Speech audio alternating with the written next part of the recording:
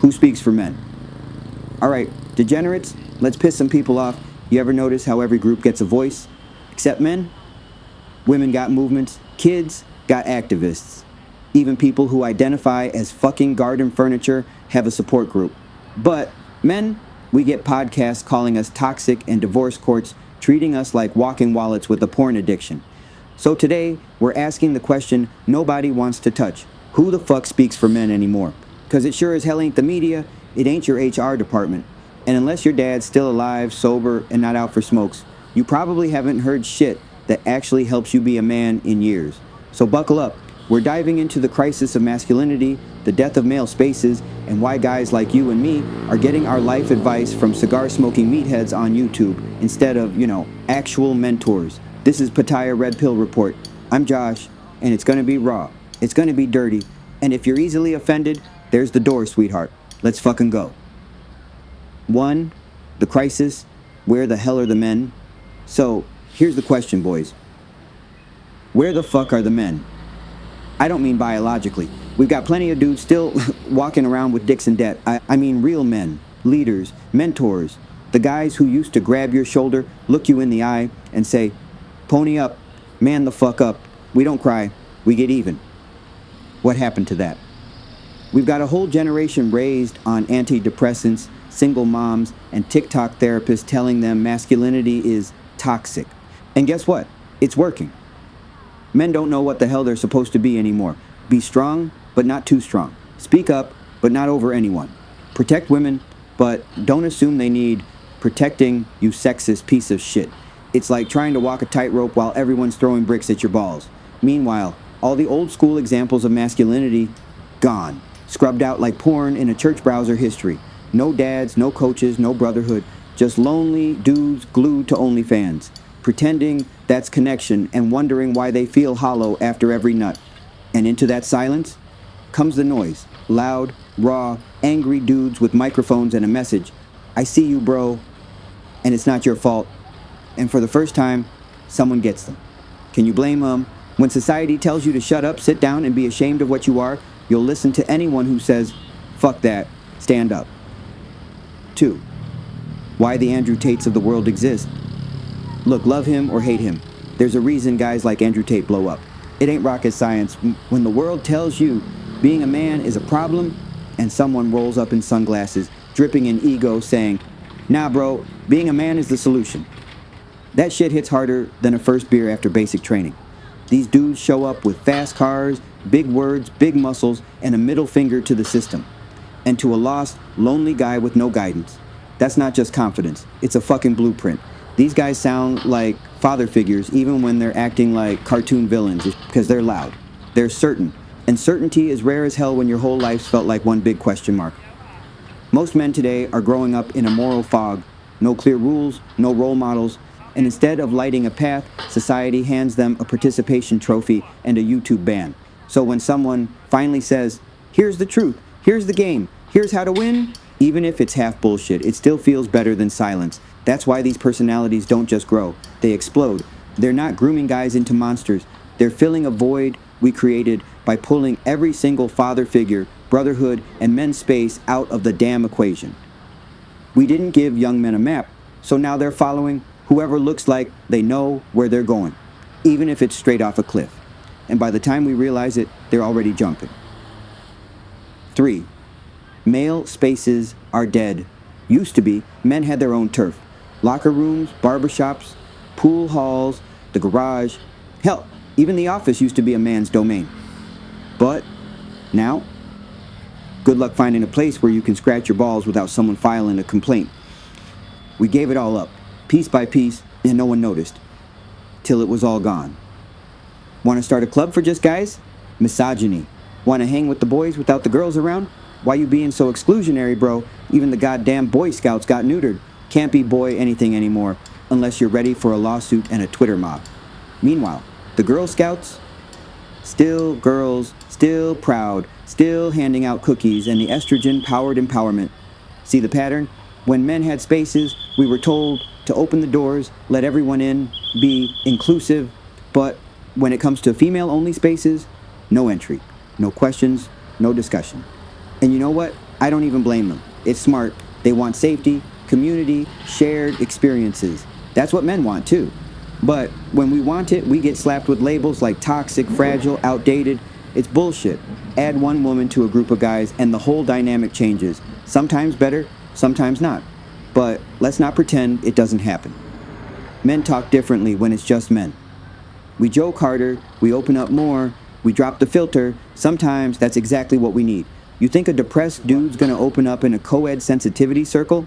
Nah, he needs beer, barbecue, and a backyard full of bros who've been through the same shit. We're not just missing spaces, we're missing the freedom to be men around other men, without shame, without lectures, and without checking our tone every 5 seconds. And when that disappears, don't be shocked when guys start searching for it in all the wrong fucking places. 4. Talking about male problems.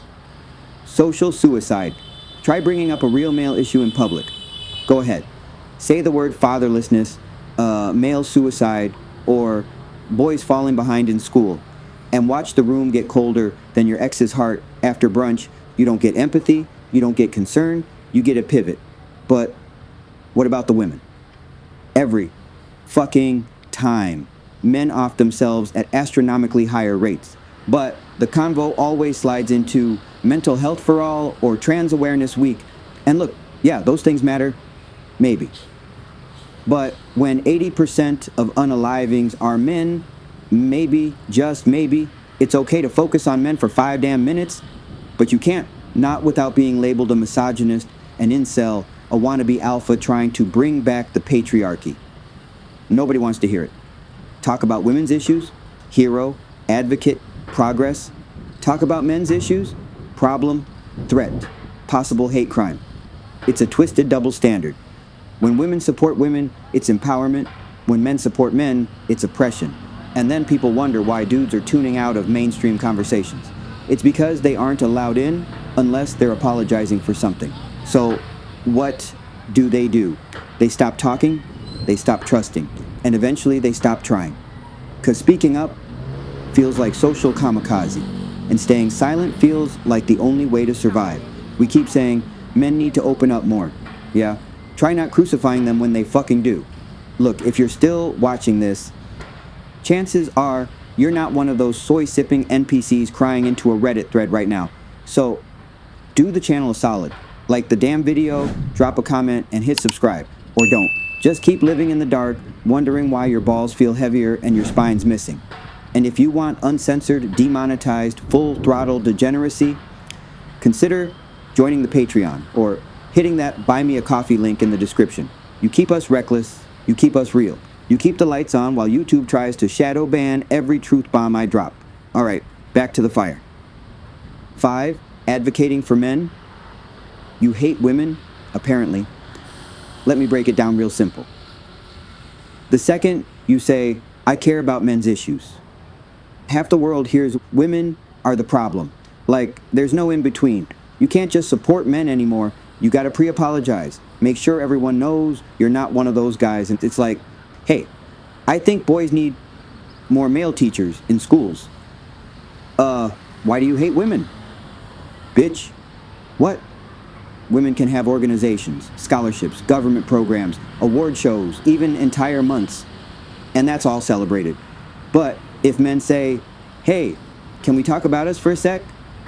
Suddenly it's a hostile takeover. And yeah, some of the loudmouths out there do take it too far. They go from help men to fuck women real quick.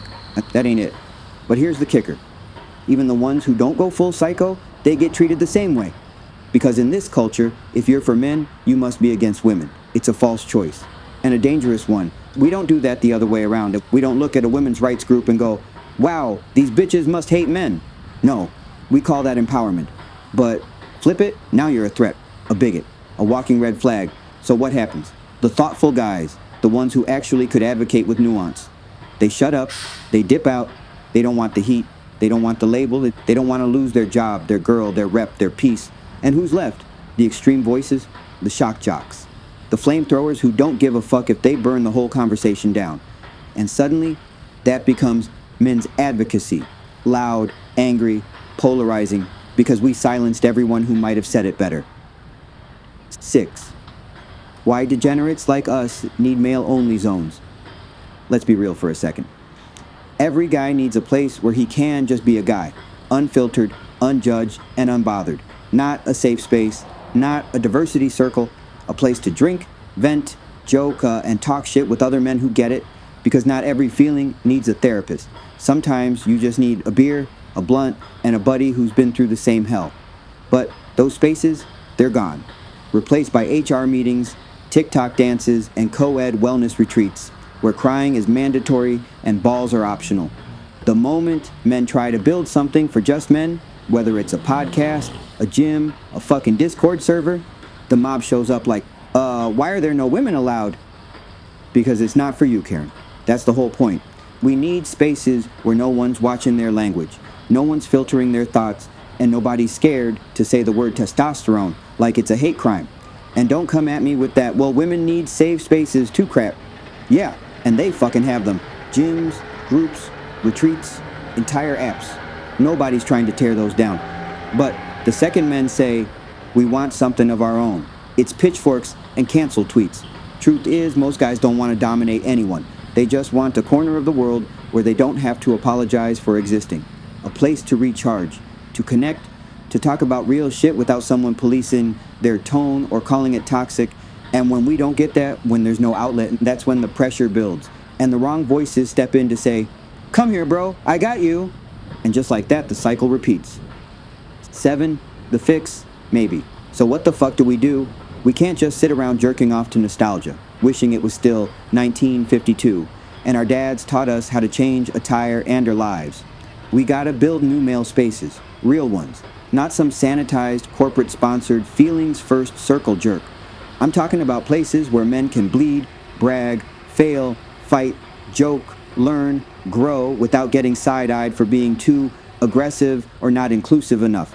We don't need another TED Talk. We need a garage. We need a gym. We need a backroom bar full of guys who've been through some shit and aren't afraid to say, me too, motherfucker, grab a beer. Because here's the truth. If we don't create these spaces on purpose, the loudest, most extreme assholes will keep doing it for us. You know why those dudes gain power? Because they offer something. Structure, brotherhood, identity, direction. Even if it's wrapped in ego and steroids, it's still more than what society gives men today, which is fucking nothing. So yeah, this shit matters. You want to keep young men from spiraling? Then speak to them, see them, build with them, give them a room just for them, and don't barge in because you feel left out. Let men be men again. Let boys become men without shame. And maybe, just maybe, we'll stop handing them over to YouTube prophets and broken ideologies. Because the fix isn't canceling the voices you don't like. It's giving good men a damn microphone before the wrong ones take the stage. If this video hit you in the gut or the dick, share it.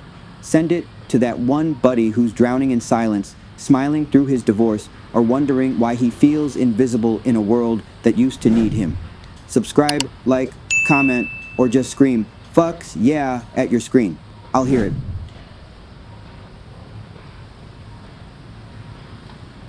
8. Slam the door, shut. Here's the uncomfortable truth. Men aren't looking for domination. We're looking for direction, and no one's giving it. Not schools, not media, not society. Just a bunch of do better, sit down, shut up, and check your privilege bullshit. So when someone finally says, you matter, I see you, I'm here for you, it's not just refreshing, it's fucking addictive. That's how movements start. That's how cults start. That's how broken boys turn into men with broken ideologies, because no one else gave a shit. And the worst part, even when a guy tries to be that voice, someone not crazy, not extreme, just real, he's met with silence. Or a firing squad. Being an advocate for men in 2025 is social suicide. You don't get a pat on the back. You get labeled, blacklisted, and buried. So only the hardest, loudest, most bulletproof motherfuckers keep going, and then people act surprised when those are the only voices young men hear. If we want to fix this, actually fix it, then we need to stop punishing men for existing. Stop calling everything toxic just because it has balls attached. And stop acting like giving a fuck about men somehow means you hate women. It doesn't. It just means we're finally willing to speak up for ourselves, for our brothers, for the next generation of degenerates trying to figure out what the fuck being a man even means. So yeah, maybe it's time we build something of our own. And if that offends you, you were never invited in the first place. You glorious bastards who toss a few bucks my way so I can keep making content that gets flagged faster than a Tinder scammer. Thank you. Seriously, this channel exists because of you, not the algorithm, not the advertisers, and not Susan from HR.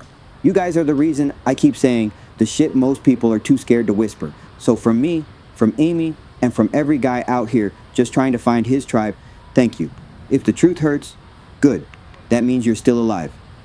I'm Josh, and this was your Pattaya Red Pill Report. See you next round.